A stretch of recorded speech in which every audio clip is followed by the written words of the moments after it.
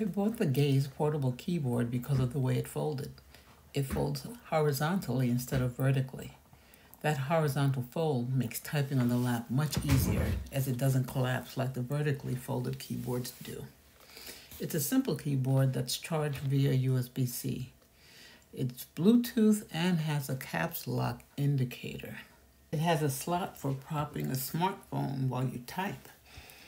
I learned the hard way that the iPad mini was too heavy for the slot. So, when using the keyboard with the mini, I use an external iPad stand. I like the keyboard better than the on-screen keyboard, but my typing accuracy dropped significantly, and it's not a satisfying typing experience.